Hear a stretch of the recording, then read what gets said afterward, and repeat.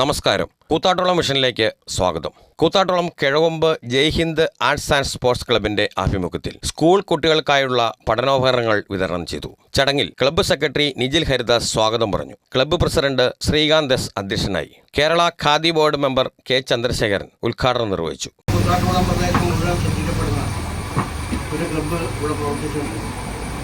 നമ്മുടെ ജയ്ഹിന്ദ് റീഡിംഗ് റൂമോട് അനുബന്ധിച്ചായിരുന്നു ആ ക്ലബ്ബ് പ്രവർത്തിക്കുന്നത്.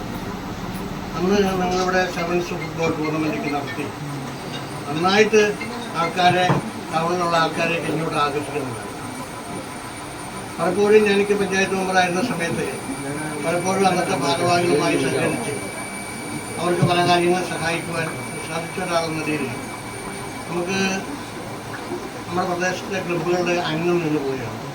കൗൺസിലർ പി ജി സുനിൽകുമാർ ആശംസാ പ്രസംഗം നടത്തി. ട്രഷറർ ജിസിൽ എബ്രഹാം നന്ദി പറഞ്ഞു.